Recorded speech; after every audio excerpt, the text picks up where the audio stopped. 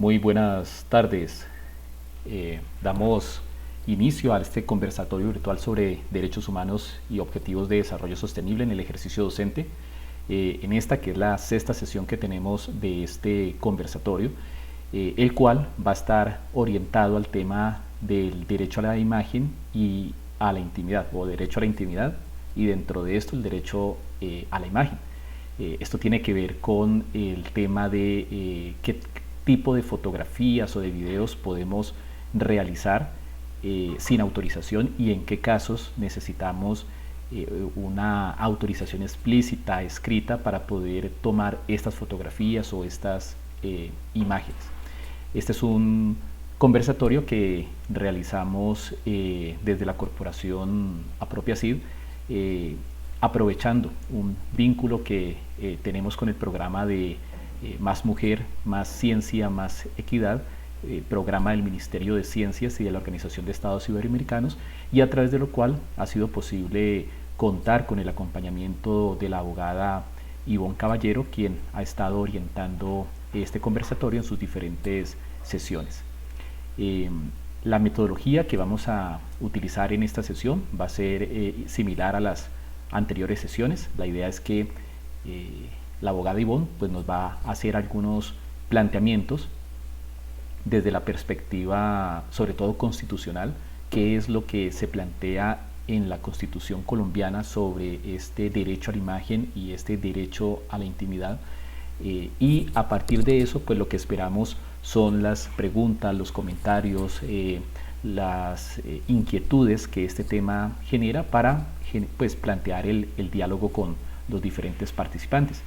Recordemos que las preguntas o las observaciones, las inquietudes las pueden realizar tanto en el chat de esta plataforma de videollamadas, como también pueden levantar o hacer clic en el icono de levantar la mano al lado de los botones de micrófono y cámara. Ahí se encuentra el botón de levantar la mano y pues ya digamos en su momento se les dará la palabra. Entonces bueno, esperamos que este tema, que es un tema que se vuelve importante dentro del escenario educativo, cada vez más importante en la medida en que las evidencias tanto de la labor docente como en los diferentes proyectos que a veces se participan tienen como evidencia predilecta el uso de imágenes, el uso de la fotografía. Pues esperamos pues que con este conversatorio se puedan resolver las inquietudes que suelen surgir alrededor de este tema. No siendo más, le doy la palabra entonces a la abogada Ivonne Caballero para que nos haga el planteamiento sobre este tema, y a partir de ahí pues podamos suscitar la conversación, que es la parte interesante dentro de este espacio que se ha querido abrir para conversar con diferentes personas vinculadas con el sector educativo. Adelante, Ivonne.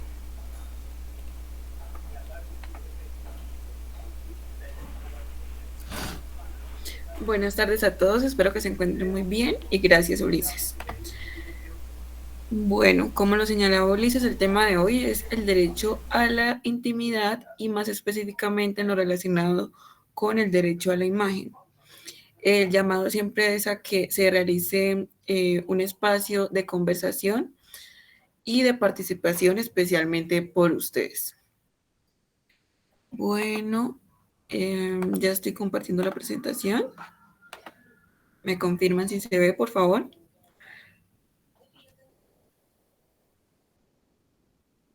Listo.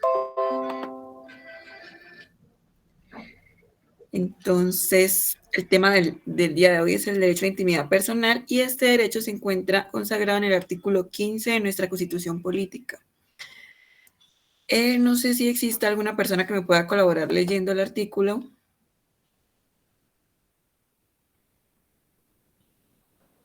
A ver, yo. Sí, por favor. Todas las personas tienen derecho a su intimidad personal y familiar y a su buen nombre, y el Estado debe respetarlos y hacerlos respetar. De igual modo, tienen derecho a conocer, actualizar y rectificar las informaciones que se hayan recogido sobre ellas en los bancos de datos y en archivos de entidades públicas y privadas. En la recolección, tratamiento y circulación de datos se respetará la libertad y demás garantías consagradas en la Constitución. La correspondencia y demás formas de comunicación privada son inviolables. Solo pueden ser interpretados o registrados mediante orden judicial en los casos y en las formalidades que establezca la ley. Gracias, Daniel. Bueno, del artículo 15 entonces se desprenden 3 derechos que son entendidos o que se encuentran dentro de la intimidad personal, los cuales son el derecho al buen nombre, el derecho a la habeas data, y se desprende otro muy importante que pues no se encuentra explícitamente, pero ha sido desarrollado de manera jurisprudencial por la Corte Constitucional, que es el derecho a la honra. La intimidad personal no solamente hace referencia a aquel ámbito privado que solamente concierne a la persona, sino también hace referencia a los espacios, ya pueden ser físicos o virtuales, que signifiquen algún tipo de cercanía o que signifiquen alguna proyección de la identidad de una persona. Por esto, el mismo artículo señala que la correspondencia y las demás formas de comunicación privada son inviolables. Esto puede entenderse que la correspondencia no solamente es física, sino también aquella que ahora se traslada a los medios digitales, como son los correos electrónicos y como son las redes sociales como WhatsApp.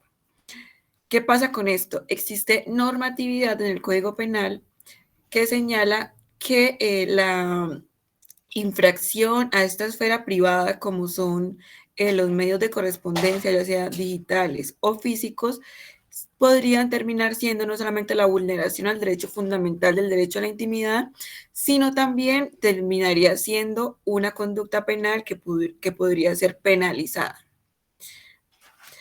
Entonces, un ejemplo muy cercano sería las parejas que suelen revisar los chats de WhatsApp, pues terminaría siendo un delito, digamos, esta intromisión a esta esfera privada. Si tienen alguna duda o comentario, pueden ir participando. Bueno,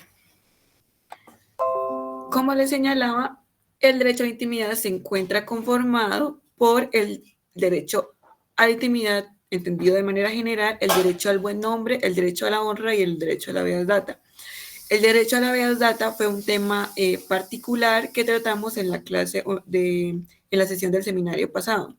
Y es lo que concierne a la protección de nuestros datos personales, ya sea cuando se otorgan a las entidades públicas y privadas, y pues todos los requisitos que señalan nuestras leyes nacionales para aquellas personas que tengan acceso a esta información. Y encontramos, en primer lugar, el derecho a la intimidad personal. La Corte Constitucional, como lo he venido señalando en reiteradas ocasiones en este seminario, es la encargada de definir los grados o definir cada uno de los derechos fundamentales para así lograr una aplicación más eficiente, pues solamente señalar el derecho a la intimidad personal no permite identificar cuáles serían las circunstancias, los contextos o los escenarios en los cuales se estaría vulnerando este derecho. Por esto, señala la Corte que el derecho a la intimidad protege espacios privados adicionales al domicilio del individuo, en los que éste desarrolla actividades que solo le conciernen a sus intereses, lo que le señalaba. No solamente el derecho a intimidad personal incluye el lugar de domicilio, habitación o residencia de la persona o del individuo, sino también aquellos otros lugares en donde esta persona ejerza sus intereses. De conformidad con lo señalado por esta Corte, existe una exigencia mínima de respeto al derecho a la intimidad, que se predica en todos los ámbitos y en todos los espacios. La jurisprudencia constitucional ha indicado de una parte que la protección al derecho a la intimidad se extiende más allá del domicilio y de otra que existen espacios públicos, semiprivados y privados que condicionan el nivel de protección del derecho a la intimidad, pero no lo excluyen en tanto los individuos conservan una expectativa razonable de privacidad. Digamos, algo general que traía consigo el tratamiento de la imagen en las leyes comerciales y civiles es que cualquier persona podría publicar una imagen de una persona siempre que ésta estuviera en un lugar público y en concurrencia con otra cantidad de personas que fuera significativa. No existía algún tipo de limitación o impedimento, ni tampoco pues se podían reclamar aquellos perjuicios patrimoniales. Sin embargo, la ley de protección de datos, fue la publicada en el 2008, trajo consigo una serie de requisitos y obligaciones para las entidades respecto al tratamiento de los datos personales, y no solamente de los datos personales, sino de las imágenes o grabaciones entendidas como datos personales. Y no solamente las imágenes y grabaciones de datos personales que puedan señalar el espacio muy íntimo de una persona, sino también esta se extiende a otros ámbitos que no pueden ser tan privados, sino también aquellos que sean públicos.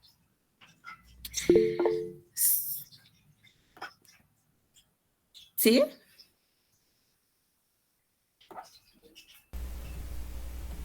¿Sí, Ulises? Tenía aquí un problema técnico con el sonido, pero ya. Lo que pasa es que lo que vienes planteando creo que suscita una primera interrogante, y es qué es lo que configura que un espacio se pueda considerar como público o semiprivado o privado. O sea, cuáles son esas características que le dan esa connotación. Porque a partir de ahí se pueden desprender algunas consecuencias, y viene como el segundo planteamiento que quisiera realizar, adelantándome tal vez un poco a lo que viene, a lo que vas a comentarnos más adelante, y es, ha habido todo un debate dentro de las instituciones educativas sobre la disposición de cámaras al interior de las instituciones, y entonces la pregunta es en dónde se podría y en dónde no, y creo que parte de la respuesta está precisamente en qué se puede considerar un espacio público o semipúblico, bueno, estas clasificaciones que estás planteando. Entonces, quisiera dejar al menos planteadas esas dos inquietudes sobre las características para que estos espacios tengan esta denominación, y un poco puede ser para que la respondas más adelante, pero el tema de las cámaras, ¿no? Hasta dónde se pueden colocar y en qué espacios se podría y en qué casos no. Bueno, para responder la primera pregunta, la ley ya ha dado la definición de lo que se puede considerar como espacio público, porque existe una normatividad específica que regula estas zonas. Esto porque puede traer diversos conflictos con su utilización, con su mantenimiento, con las obligaciones que tienen ciertas entidades estatales, y pues para que pues exista esta diferenciación en las regulaciones. El decreto 1504 del 98, que es aquel que reglamenta el manejo del espacio público, indica que se puede entender como espacio público en Colombia los conjuntos de inmuebles públicos, los elementos arquitectónicos naturales de los inmuebles privados, destinados por su naturaleza, por su uso o afectación, a la satisfacción de necesidades urbanas colectivas que trascienden, por tanto, los límites de los intereses individuales de los habitantes. Digamos, lo más fácil sería señalar taxativamente cuáles serían los lugares que podrían considerarse como espacio público, pero la norma se evita como señalarlo de esta manera para que después no exista como incongruencias de lo que se pueda considerar como espacio público. Por tanto, no se consideraría el elemento objetivo, que son los lugares específicos, sino el elemento subjetivo, es decir, la utilización que se da a un espacio. Un espacio puede ser considerado público cuando por su uso u afectación sean destinados por su naturaleza a la satisfacción de necesidades urbanas colectivas, y que estas necesidades trascienden los límites individuales de los habitantes. Y sobre la posibilidad de usar cámaras en los establecimientos educativos, pues ya lo vamos a ir tratando más adelante. Bueno, señala la Corte que dichos grados de intimidad se suelen clasificar en 4 distintos niveles, a saber, la intimidad personal, familiar, social y gremial. La primera, que es la personal, alude precisamente a la salvaguarda del derecho de ser dejado solo y de poder guardar silencio, es decir, de no imponerle a un determinado sujeto, salvo su propia voluntad, el hecho de ser divulgados, publicados o fiscalizados aspectos íntimos de su vida. Estas podrían ser, este podría ser un ejemplo, pero no es la única situación en la que se podría dar. La segunda, que es la familiar, responde al secreto de la privacidad en el núcleo familiar, una de cuyas principales manifestaciones es el derecho a la inmunidad penal, conforme al cual nadie podrá ser obligado a declarar contra sí mismo o contra su cónyuge, compañero permanente o parientes dentro del 4º grado de consanguinidad, segundo definido primero civil. Y la tercera, que es la social y gremial, involucra las relaciones del individuo con su entorno social, tales como las sujeciones atendientes a los vínculos laborales o públicos derivados de la interrelación de las personas con sus congéneres en ese núcleo social. A pesar de restringirse en estos casos el alcance del derecho a la intimidad, su esfera de protección se mantiene vigente en áreas de preservar otros derechos constitucionales concomitantes, como el derecho a la dignidad humana. Finalmente, la intimidad gremial se relaciona estrechamente con las libertades económicas e involucra la posibilidad de reservarse, conforme a derecho, la explotación de cierta información, siendo sin lugar a dudas uno de sus más importantes exponentes el derecho a la propiedad intelectual. Bueno, así es como podemos ver cómo se vería materializado nuestro derecho a la intimidad personal o en qué situaciones pues se podría haber reflejado su protección, no solamente en el ámbito personal como solemos interpretarlo, sino también en otros ámbitos de la vida del ser humano, como lo acabamos de señalar. Bueno, algo que es muy importante, pero a lo que me voy a referir muy brevemente, es otro de los componentes del derecho a la intimidad, y es el derecho al buen nombre. Señala la Corte que las personas jurídicas están legitimadas para promover el amparo constitucional cuando consideren vulneradas o amenazadas las garantías fundamentales de que son titulares, como por ejemplo ocurre con el derecho al buen nombre, el cual cobija tanto a las personas naturales como a las jurídicas y su núcleo esencial permite proteger a las personas jurídicas ante la difamación que le produzcan expresiones ofensivas o injuriosas. Es la protección del denominado goodwill en el derecho anglosajón, que es el derecho al buen nombre de una persona jurídica y que puede ser estimado pecuniariamente. Bueno, digamos que esta protección del derecho a la intimidad, como lo es el buen nombre, también podría haberse vulnerado cuando se realizan afirmaciones que resultarían siendo difamatorias o degradantes para cierta persona natural o una persona jurídica. ¿Qué pasa? Que una persona natural o una persona jurídica que tenga como un renombre social o cierta, digamos, fama en un lugar determinado, suele tener retribuciones económicas por el uso de su imagen o de su nombre. Esto pasa con las personas jurídicas también. Por esto ya no terminaría siendo solo algo de conocimiento del juez constitucional que ampara el derecho a la intimidad personal y el derecho al buen nombre, sino también vendría siendo competencia de los jueces ordinarios o de los jueces civiles, porque se podría perseguir algún resarcimiento económico por la utilización de un nombre o por la difamación de un nombre que tiene renombre o que puede significar retribución económica. Esto se puede ver constantemente trasladado también a los escenarios de las redes sociales. Por eso existen diferentes fallos de la Corte Constitucional en los cuales terminan ordenando a páginas muy famosas, páginas web o páginas que se encuentran dentro de estas redes sociales, porque hacen afirmaciones que no tienen el debido cuidado y pues que podrían generar algún tipo de afectación o discriminación en contra de la dignidad humana de cierta persona. Algo muy importante que señalar sobre el derecho a la intimidad y el derecho al buen nombre es que estos derechos en su titularidad no se extinguen con el fallecimiento de la persona. Es decir, si una persona fallece y posteriormente algún medio de comunicación, en alguna red social, alguna página, alguna persona, algún particular, alguna entidad pública, realiza señalamientos injuriosos o que pueden considerarse ofensivos en contra de una persona que ya falleció, sus herederos podrían reclamar su protección. Señala la Corte que la titularidad de estos derechos no se extingue con el fallecimiento de su titular, sino que se extiende al núcleo familiar que lo rodeó durante su vida.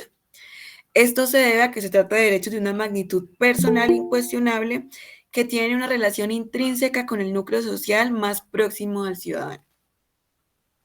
Bueno, y después encontramos el derecho a la imagen, ¿sí?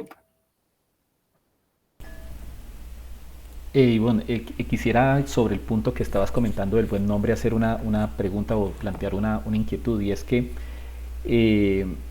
sé que, bueno, tú hablabas de como de la tradición anglosajona, que tiene unas diferencias con respecto a lo que se maneja en Colombia, y precisamente en esta tradición anglosajona hay bueno, no sé si aplica para el buen nombre, pero sí aplica para el derecho de autor, una figura que se llama fair use, y creo que la traducción es algo así como uso justo. Y en ese uso justo, por ejemplo, uno de los elementos que se pueden utilizar a partir de esta figura es la parodia. Entonces, la parodia puede entenderse como una ridiculización, ¿sí? Puede ser de un nombre, de una persona, de una empresa, y en Estados Unidos, bajo la figura digamos, de este como uso justo, es posible. Pero en Colombia, o sea, ¿cómo existe alguna figura que quienes hacen humor o quienes utilicen la parodia, digamos, puedan ampararse para generar situaciones cómicas que podrían rayar, digamos, o que podrían entrar en esta discusión de si es una afectación al buen nombre o es una parodia? ¿Existe alguna figura que proteja ese tipo de comunicación? Bueno, digamos que lo primero que realiza un juez que está conociendo un conflicto respecto a la protección del nombre de una persona es si las afirmaciones que se hacen terminan siendo injuriosas, atentativas o digamos que sobrepasan el ámbito de la privacidad de cierta persona. Porque, digamos, hay cosas que suelen ser de conocimiento público y también sería como un poco incoherente exigir a las personas o al público en general que no utilicen esa información que de por sí pues ya conoce todo el mundo. No sé cuáles son los criterios específicos que tendría en cuenta un juez especialmente civil y comercial, porque lo que ellos estarían tasando son los perjuicios económicos, pero lo que sí tengo claro es que si una persona reclama fundadamente un señalamiento que pueda significar o que pueda reflejar algo negativo sobre su intimidad personal, muy probablemente tenga un fallo a su favor.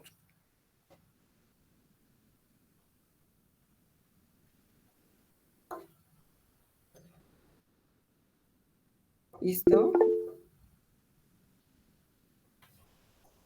Sí, José Luis. Ivonne, pues quería comentar un tema, pues digamos que algo que me pasó a mí con respecto al tema de imagen, que yo en cierta forma pues me sentí como aludido en que pues era como cierto perjuicio de mi nombre, ¿cierto? En el sentido de que pues la universidad hace un tiempo hizo pues lo que se conoce como la normalización del registro de las publicaciones que tienen los profesores. Básicamente se refiere a que, digamos, en las publicaciones que alguien pueda tener, Es distinto firmar como José Luis Arciniegas a firmar a como José L. Arciniegas, ¿no? Esto a nivel de las estadísticas, a nivel de las bases de datos, pues se consideran como si fueran dos autores distintos, ¿sí? Entonces, dentro de la contabilidad que puede haber de una persona, de un investigador, pues entonces no le estaban abonando pues todas las publicaciones al autor porque pues se suponían que eran personas distintas.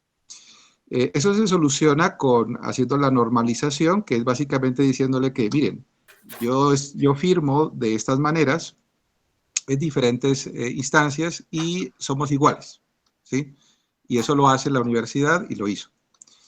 Bueno, no lo hizo automáticamente, tuve que hacerlo yo y hacer correcciones y todo lo demás. Pero digamos que me refiero a que en cierto momento la universidad a mí me tomó como antiejemplo, porque resulta que yo tenía publicaciones desde el año, bueno, desde el año 2000 o antes incluso, y como las revistas son muy heterogéneas, pues mi nombre estaba de muchas maneras. Entonces yo era de los profesores que más diferencias tenía, en el sentido de que mi nombre estaba registrado como de 6 maneras distintas, ¿sí?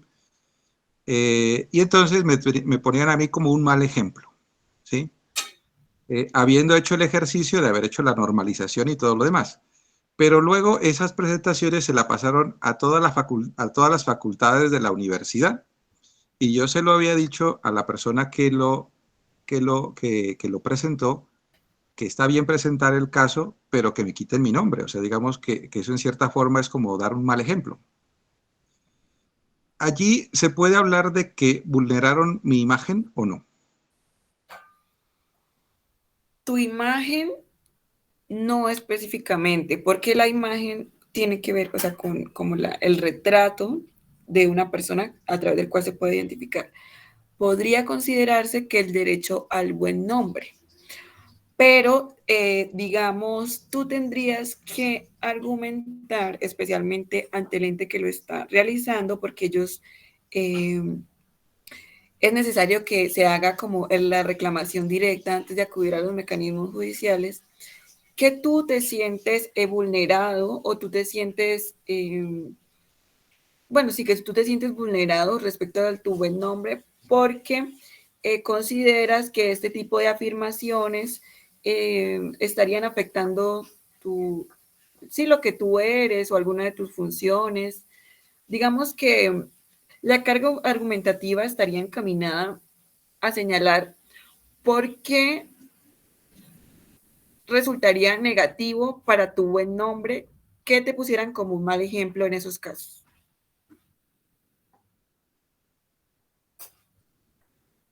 ¿Sí?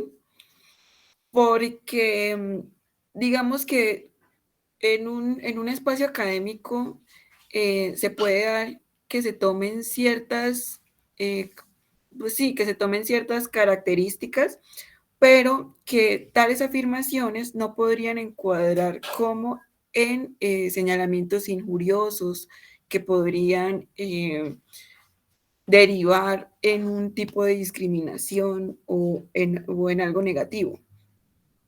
Puede ser que sí, eso depende del caso concreto y pues de cada cosa específica que tú empieces a señalar negativa que pudiera indicar que sí es una vulneración al buen nombre. Ya, bueno, Ivonne, en este caso, pues lo que pasaba era que no es que haya sido yo el que registró mi nombre de formas distintas, sino que cada revista pues tiene un estilo distinto. Entonces, por ejemplo, hay revistas que colocan solamente el primer nombre y uno de los apellidos, otros dos, otros hacen la combinación, otros ponen una sigla. Entonces, digamos que mi nombre quedó registrado en diferentes publicaciones de forma diferente. Pero eso no es porque yo lo haya querido, ¿cierto? O uno, cuando uno se firma un artículo, uno, pues ahora yo intento que todas salgan iguales, ¿cierto? Pero usualmente a veces las revistas no dan esa opción y simplemente te piden tus datos y ellos lo publican con la información que uno tiene, ¿cierto? Ujú. Y ellos acomodan el formato. Lo que a mí me disgustaba era que lo presentaban, o sea, la persona que hacía la presentación, ¿cierto? Decía, hay profesores que tienen malos hábitos y no han hecho una normalización de su nombre y eso perjudica el nombre de la universidad porque no sabemos si es la misma persona y entonces digamos que es un mal ejemplo para los que estamos publicando, ¿sí? Entonces lo presentaban así, como si fuera yo un mal ejemplo, cuando digamos no era una cuestión mía, sino que era pues producto de las mismas revistas de cómo lo publican ellos, ¿sí? Al principio, cuando me lo presentaron a mí, ¿cierto? Y que lo presentaron en el departamento, pues yo hasta me reí porque dije, no, pues, ¿qué hacemos con, pues, si uno tiene varias publicaciones, cómo hace, no? Pero cuando después me enteré, ¿cierto? De que pues, otros colegas dentro de la universidad, de otras facultades, me dijeron, mira que vos sos el desordenado, ¿sí? Ujú. Entonces, pues ya como que ya no era tan gracioso, ¿sí? Porque ya era comentario de otros profesores dentro de la misma universidad diciendo que yo era un mal ejemplo, ¿sí? Ujú. Entonces yo no sé hasta qué punto pues podría eso ser, pues digamos, en cierta forma yo quejarme de alguna forma. Sí, bueno, así como tú lo señalaste, que, eh, que la persona señalara, eh, primero que te identificara, José Luis Arciniegas tiene malos hábitos y puede ser considerado un mal ejemplo, eso ya es una afirmación injuriosa. En ese caso, sí sería atentar o amenazar el derecho al buen nombre. Porque digamos que las afirmaciones injuriosas son aquellas que afectan el honor y la credibilidad de la persona. Entonces sí estaría bastante fundamentado tu reclamo en ese caso. Siempre y cuando, pues, cada señalamiento, digamos, cada palabra que haga la persona, ya sea verbal o escrita, constituya un señalamiento en contra de la persona y que la persona se identifique. En ese caso específico, sí. Diferente sería que lo hicieran como de una manera más como promoviendo el aprendizaje, pero con el cuidado y el temor de prevenirse de hacer señalamientos que pueden terminarse considerando como injuriosos. Ivo, pero de todas formas se vuelve un tema de mi palabra contra la de otra persona, porque yo, digamos que es lo que me han contado otras personas, pero pues uno no tiene ni una prueba ni una grabación de que hablaron y dijeron o cómo lo dijeron. Sí, pues los testimonios No hay también una son prueba. Los testimonios también son pruebas. Y en la mayoría de los casos penales son los testimonios los que permiten pues al juez llegar a cierta convicción de lo que realmente sucedió. Sí es importante como tener personas que hagan esa afirmación porque claramente es difícil que alguna acción o denuncia, reclamo prospere cuando no existen como pruebas de que ocurrieron esos hechos.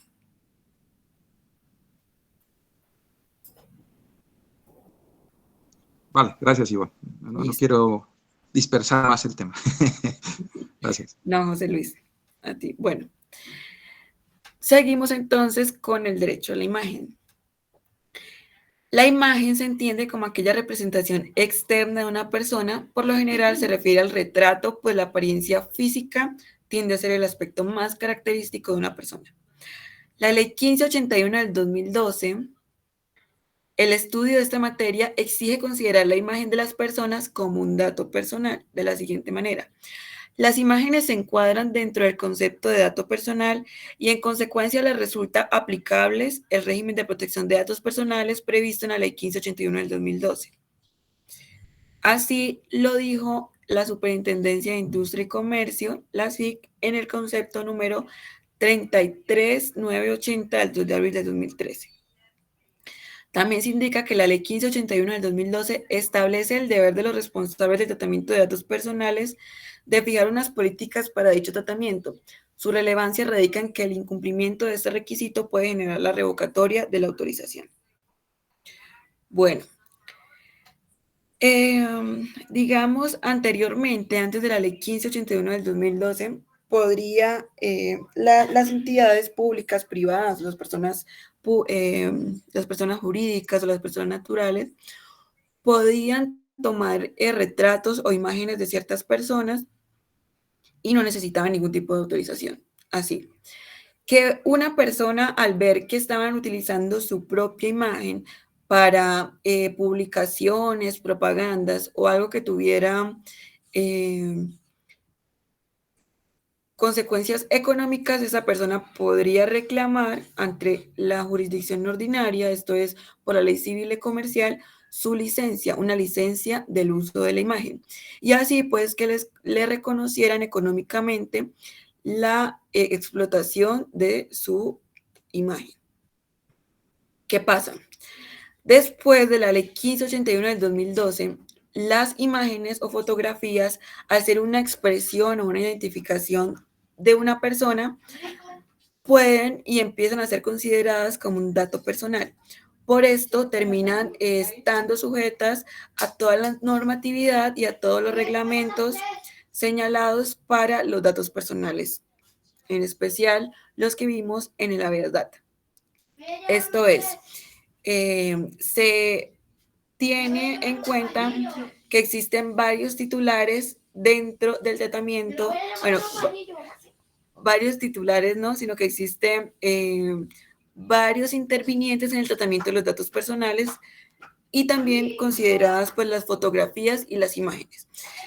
Y que cada uno de estos intervinientes tiene unas responsabilidades o unas obligaciones específicas. Como lo recordamos, el titular, la persona que es receptora de esta imagen y también pues aquella persona que empieza a tratar estos datos personales. ¿Sí, Ulises? Una pregunta que quisiera hacer en este punto, Ivonne, es dentro de esta ley de la 1581 se definen o se clasifican los datos también como públicos, semiprivados, privados y sensibles. Este concepto de la Superintendencia de Industria y Comercio plantea las imágenes en alguna de estas categorías de manera particular. No, pero yo diría que podría considerarse como un dato sensible, porque ahorita, no sé si recuerdan, pero para los datos sensibles siempre era necesario contar con la autorización previa, es decir, antes de que se haga su recolección. Y también que para los datos sensibles, la persona puede decir, no voy a dar la autorización del tratamiento.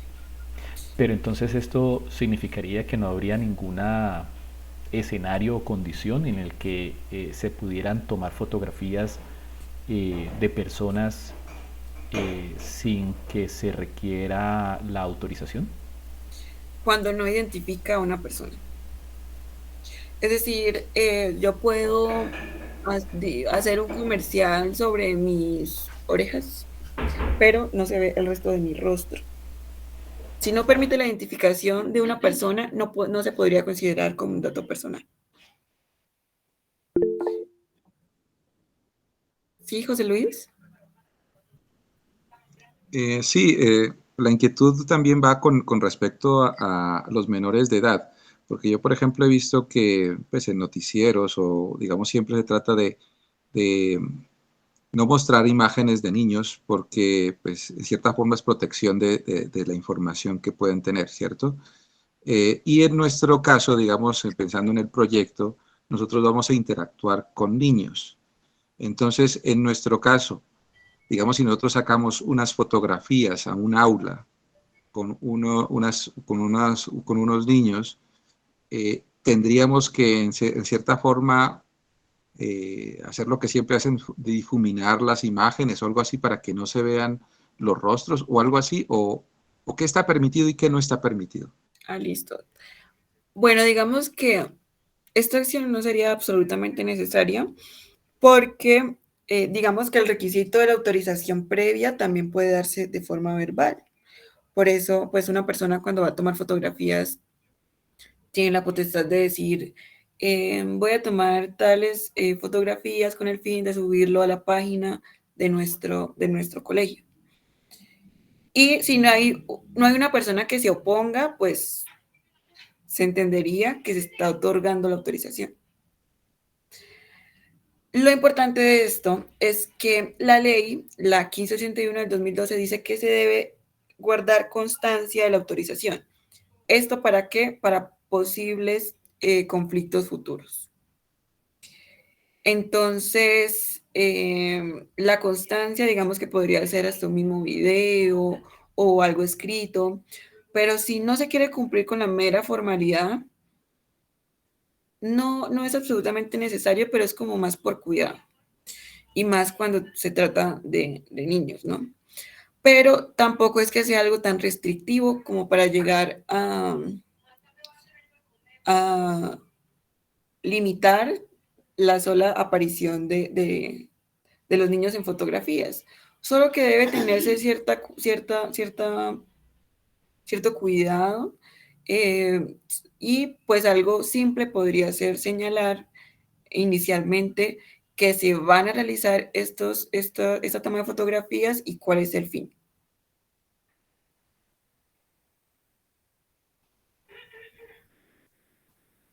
Bueno, ¿sí, Marcela? Hola, ¿cómo están? Hola, Marcela, muy bien. ¿Y tú? Bien, gracias. Yo tengo una preguntita. Digamos, por ejemplo, cuando en campañas políticas y eso, que pues en campañas políticas cogen a lo que encuentran, a perros, gatos, ancianos, niños, y les toman fotos y los sacan, yo qué sé, sacan un niño sonriendo y que pongan el futuro de nuestro país. ¿Ellos tienen que pedirle permiso, autorización a los padres para poder hacer eso? Sí, claro. Como lo hemos venido señalando, los niños al no contar con las capacidades para tener su completa voluntad, están sujetos a lo que decían sus representantes legales, acudientes o padres de familia. Y más cuando se está dando como una explotación económica a la imagen de un niño. Como hemos visto, la protección de estos derechos siempre se da como rogado, ¿no? Las personas no se cuidan, pero para que se dé su protección, tiene que hacerse un reclamo ante las debidas entidades, ya sea ante la jurisdicción o ante las entidades administrativas como la Superintendencia de Industria y Comercio. ¿Sí, Salomón? Entonces, sí, entonces una persona, si le pasan a su hijo por ahí, podría demandar, ¿cierto? Sí, sí, Así señores. sea, así sea en Instagram. Sí, Ivonne, y una pregunta, por ejemplo, pues yo no sé, yo tengo entendido que obviamente un niño no se compara con un anciano, pero pues un anciano también goza de protección especial. Yo creo que esa pregunta como que no la hemos planteado, pero en el caso de los ancianos, eh, sí, no sé, o sea, ¿qué hay con ellos, no? Porque pues ellos también llegan a ser pues dependientes ya de los que somos adultos, pues, entre comillas, más lúcidos, por decirlo así, o capaces, o no sé cómo nos llamarán. sí. Pero mira que la ley no lo considera de esa manera. O sea, los adultos mayores son considerados como población especial y vulnerable para algunos escenarios, como los escenarios de cuidado, de alimentos, de las obligaciones de alimentos, de las pensiones, de algunos programas que hacen entidades estatales para su cuidado y para su manutención, pero no al grado de los niños, de la protección de los niños. Y esto porque se entiende que la persona pues cuenta con la capacidad para ejercer sus derechos de manera integral y no tienen como ningún tipo de injerencia de la edad. No obstante, podría darse el caso en el cual pues, se declarara a través de sentencia judicial que la persona es un incapaz. La incapacidad no solamente se da de manera física, sino mental, para que digamos que otra persona llegara a ser responsable por las obligaciones de administración que tuvieran por determinados bienes en caso de que los tuviera. Pero no no se extiende tanto así como la protección tan grande que le otorga el ordenamiento jurídico a los menores de edad. ¿Sí, Salomón? Bueno, en el caso de la institución en que trabajo, se firma con la matrícula un consentimiento para realizar fotografías a los estudiantes siempre y cuando sean con motivos educativos. Ese consentimiento sirve para, dentro del aula de clase, en izadas de bandera, en actividades especiales, en los desfiles del pueblo. Por ejemplo, con eso podría uno, digamos, respaldar una actividad que haga de práctica dentro del salón de clase y que sea particular de pronto para un proyecto de grado de uno. ¿Con eso es suficiente? Sí, yo creería que sí, la autorización se extiende a eso. Digamos que cuando uno firma un acuerdo, una autorización, es muy importante escoger bien las palabras que uno pone en el acuerdo, porque como tú lo señalaste, no indica, esta autorización es para lugares que sean educativos, sino para aquellas actividades que sean educativas. Y todas las que tú señalaste, pues podrían considerarse como actividades educativas, porque son dentro del ejercicio de pues la función que tiene la institución. Bueno, y otra cosita, ¿hay algún tratamiento especial para los menores de 14 años y para los mayores de 14 años y para los mayores de 18 o más o menos es similar? No, yo digo que todos requieren el mismo cuidado. O sea, desde que sea menor de edad, todos requieren un cuidado especial. Gracias, gracias. Listo. Bueno, ¿alguna otra pregunta? No. Como les venía señalando, antes se podría, pues, digamos, reclamar un tipo de licencia y ahora pues ya tiene que sujetarse a todos los reglamentos de la Ley 1581 del 2012 y al decreto 1377, no recuerdo la fecha. Bueno, el decreto que reglamenta la Ley 1581 del 2012, que lo vimos en la sesión anterior. Y que es que existe una autorización previa, que se le debe indicar a la persona cuál es la finalidad de la recolección de estos datos, para qué van a ser usados, que debe existir una política de protección de datos que incluya también a las imágenes dentro de cualquier institución pública o privada y que en cualquier lugar, en cualquier momento, la persona puede hacer su revocación. Esto es súper importante. Y un caso que yo encontraba era un centro comercial que hacía una actividad con niños, precisamente. Y el centro comercial recolecta la información, nombres, edad, sexo, hace la recolección de datos personales de niños con una actividad que se estaba realizando y además también su imagen.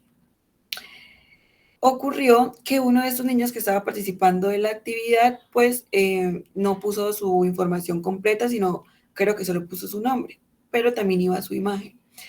Y el centro comercial mandó un correo a la madre de familia y también pues a todas las personas que no pusieron la información completa, solicitando que pusieran la información completa para poder terminar la actividad y además enviaban el mismo correo las imágenes y los datos de los otros niños. ¿Qué pasa? Una madre de familia fue ante la Superintendencia de Industria y Comercio, puso la queja, es decir, la denuncia ante la entidad administrativa y la SIC termina imponiendo al centro comercial una multa de 33 millones de pesos, porque no utilizó de la debida manera los datos personales ni las imágenes de los niños, y además pues no tuvo la premura suficiente al dar acceso a esa información a otras personas o a otros particulares. Entonces, no solo es el juez el que puede ordenar el resarcimiento de perjuicios económicos, sino también la Superintendencia de Industria y Comercio. Y pues cualquier errorcito que pudiera ser mínimo, como el envío de esta información, podría tener como consecuencia grandes penalizaciones en sumas de dinero a entidades públicas y privadas. Bueno. Y un ejemplo que les traigo el día de hoy es la sentencia T628 del 2017. Esta sentencia maneja los derechos a la intimidad, a la imagen, al buen nombre, y se encuentra involucrado una persona fallecida y además se encuentra involucrado un colegio.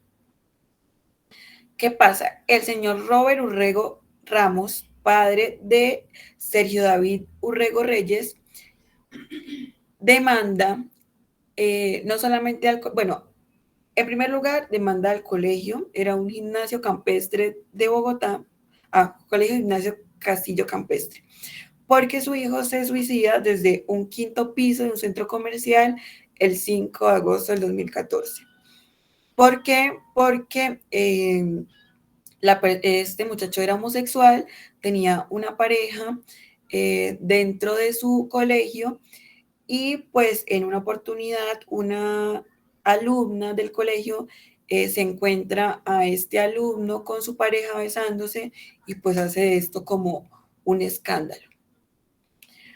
Al hacerse un escándalo por este tipo de manifestaciones afectivas, el colegio decide abrir un disciplinario y penalizan al muchacho, causando además que no solamente este proceso disciplinario fuera algo privado, sino que todo el colegio lo conociera, y empezaron a hacer pues bastantes discriminaciones y bullying en contra de la persona, lo que causa su suicidio. La Corte Constitucional, en una sentencia de tutela, termina fallando a favor del padre de familia y penalizando al Colegio Gimnasio Castillo Campestre por hacer discriminación en razón a su orientación sexual, y no solamente la discriminación general, sino también esta discriminación aplicada a los trámites administrativos que tiene un proceso disciplinario dentro de esa institución educativa. Esta tutela la ganó el padre de familia y pues digamos que fue algo que actuó bastante en contra del colegio porque fue algo muy mediático.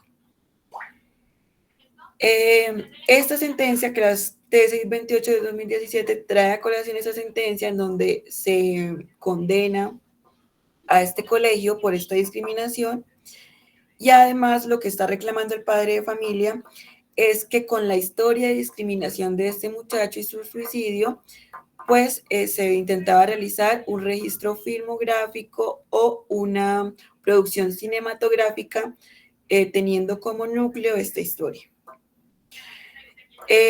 A pesar de que al inicio los padres estuvieron de acuerdo con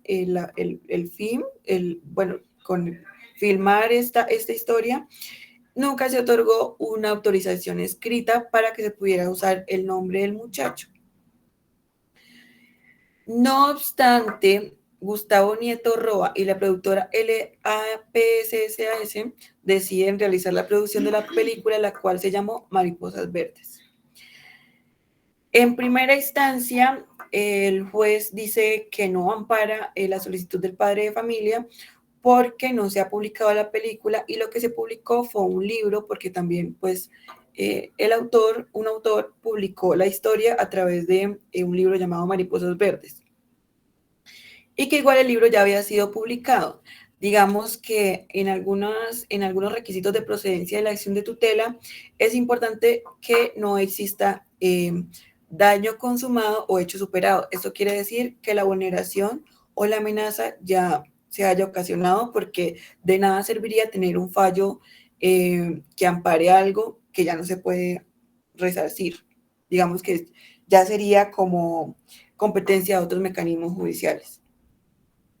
El de segunda instancia indica lo mismo, que no existe procedencia de la acción de tutela porque existe hecho superado, y además que no se hacen ningún tipo de manifestaciones injuriosas en contra de la persona. El análisis que hace la Corte es que, en primer lugar, no se está identificando a la persona por su nombre, no se está utilizando su imagen. Digamos que de lo que se está haciendo uso es de la historia y de los acontecimientos que ocurrieron para que se ocasionara este hecho tan triste. Pero que, sin embargo, tendría que hacerse un análisis sobre la posibilidad de que la persona, es decir, el padre de familia, limitara la propagación o la difusión de esta obra, si esta obra no identificaba completamente al muchacho fallecido. La Corte encuentra que no existe ningún tipo de afirmación injuriosa que pueda significar calumnia, que identificara a la persona, una imagen de la persona que pudiera pues ser amparada bajo el derecho al buen nombre o el derecho a intimidad, y que si existiera algo de ello por la historia y por las experiencias, digamos que primaría la expresión de la libertad, la expresión, qué pena como la reiteración, pero sí, la expresión de la libertad de expresión, que es esta obra cinematográfica, porque es como termina siendo el reflejo o la consecuencia de la capacidad creadora que tiene el ser humano. Y esto porque, al analizar la película y el libro, estaba más encaminado a producir como un tipo de reflexión encaminada a este tipo de temas, para que no se volviera a generar este tipo de situaciones en otros escenarios. Digamos que el fin especial que tenía la difusión de esta obra, que se pudo considerar como consecuencia de la capacidad creadora del ser humano, era como esta reflexión en torno a esta situación para que no se volviera a repetir. Solo por esto y como por el fin bastante como altruista que tenían las obras, bueno, y posiblemente pues económico, y además que no resultaba vulnerante directamente a la imagen del difunto, pues la Corte en este caso decide denegar el amparo de los derechos a la imagen, al buen nombre e intimidad invocados por encontrarse infundado el reclamo. Bueno, ya terminando con este ejemplo, no sé si tengan... ¿Sí? ¿Ulises? Yo creo, Ivonne, que con lo que nos comentas vale la pena hacer un llamado a la labor que realizan los docentes en los comités de convivencia escolar, porque estos suelen ser unos comités donde se maneja información delicada, sea de acoso o de agresión entre estudiantes, a veces de violencia sexual, y esto implica que la información, los datos que se están manejando en estos comités, pues deben manejarse con mucha reserva, ¿sí? Tener como mucho cuidado en qué y cómo, por ejemplo, desde decidir qué y cómo queda registrado en las actas de estos comités la información, y a quién y bajo qué condiciones se puede compartir o no la información de estas actas, porque digamos esto podría llevar a que se vulneren precisamente estos derechos sobre los estudiantes. Pero también creo que a propósito del caso que nos comentabas del centro comercial, lleva esto también a una reflexión sobre las buenas prácticas que podemos tener en los ambientes digitales, ¿no? Es decir, si vamos a escribir un correo electrónico con personas que son conocidas entre sí, pues colocar los correos en el campo de para, pues está bien. Pero si tenemos una lista de 200 correos de gente que entre sí no se conoce, pues resulta poco adecuado, por lo que nos comentas, ponerlo en ese campo. Tal vez habría que aprender a utilizar el campo de copia oculta para que la información llegue, pero no se ponga en evidencia el correo como un dato personal que digamos que también hay que proteger, ¿no? Sí, señor. Sí, Ulises tiene razón. Digamos que toda esa protección no solamente ya se ve reflejada en los ámbitos físicos, sino especialmente en los digitales. Y más porque en los digitales se hace como más factible o más fácil su propagación, ¿no? Entonces sería aún más cuidadoso el tratamiento que se debe dar en estos medios.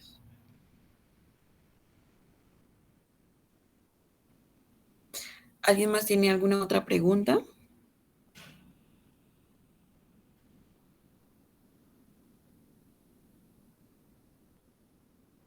Bueno, les agradezco a todos su participación. Espero que pues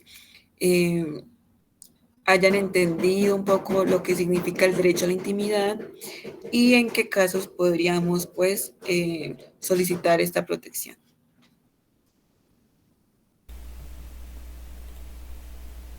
Bueno, no, muchas gracias. Sí, eso iba a comentar. Este conversatorio inicialmente se había previsto para 6 sesiones.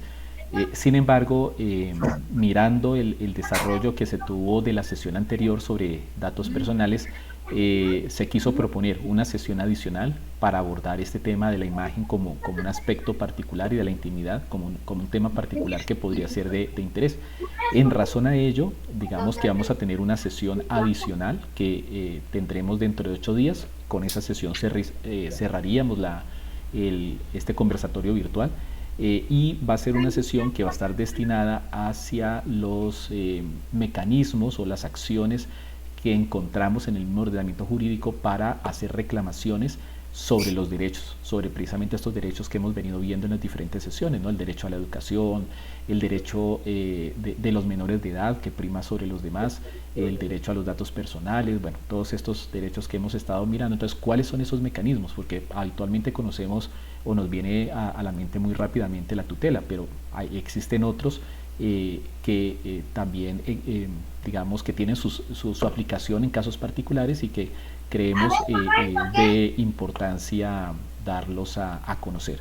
Entonces están cordialmente invitados para que dentro de 8 días puedan participar en nuestra última sesión de este conversatorio virtual sobre derechos humanos y objetivos de desarrollo sostenible en el ejercicio docente. Muchas gracias a quienes nos han acompañado el día de hoy y bueno, los esperamos dentro de 8 días. Gracias, Ivonne, por también la presentación que nos hiciste de este tema. Gracias a todos, buenas noches.